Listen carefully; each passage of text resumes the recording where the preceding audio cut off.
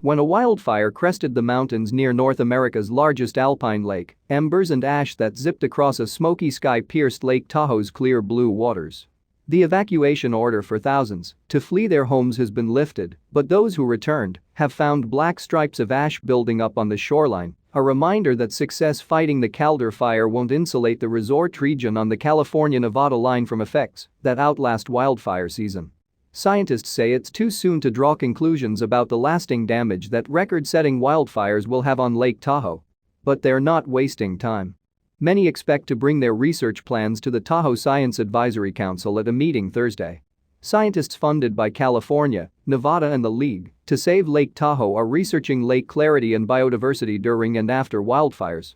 They're using collection buckets, some loaded with glass marbles, to capture and measure the size and quantity of particles and pollutants from wildfires that have sullied the normally crystal clear waters.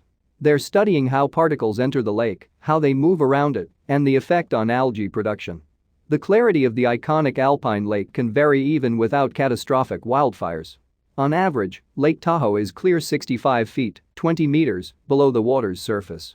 Through wildfire season, scientists stationed near the lake's center have only been able to see 50 feet, 15 meters, below the surface, a reduction they aren't sure is due to particles, algae or simply lack of sunlight, said Geoff Schladow, professor of civil and environmental engineering and director of the University of California, Davis's Tahoe Environmental Research Center. My feeling is, in some ways, it may look worse than it is, Schladow said.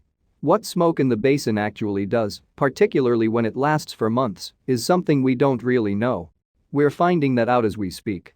Smoke from Northern California wildfires has cloaked the Lake Tahoe basin in some past years.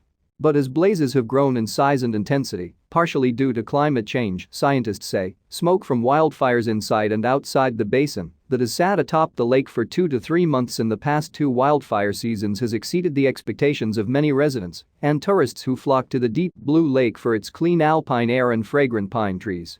It's also concerned scientists who have spent years studying how algae, erosion and air pollution from vehicles that 15 million tourists drive in each year affect clarity. They say the sheer amount of wildfire smoke that has lingered could harm lake clarity in ways that weren't previously considered.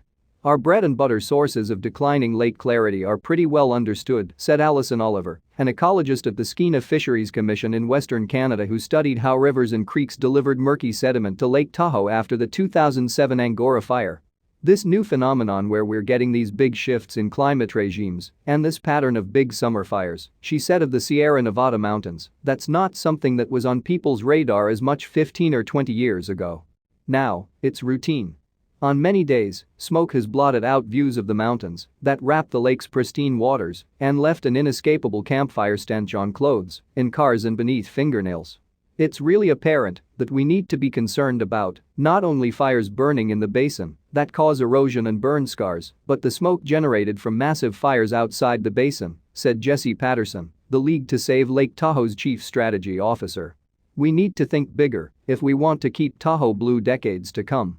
The League, best known for its Keep Tahoe Blue bumper stickers, has aggressively pursued environmental restoration projects to maintain the lake's clarity, prevent erosion and replant burn scars.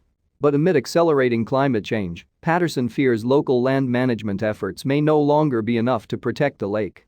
Scientists fear alpine lakes can act as sponges, soaking up the microscopic particles in wildfire smoke, said Sudeep Chandra, a biology professor and director of the Global Water Center at the University of Nevada, Reno.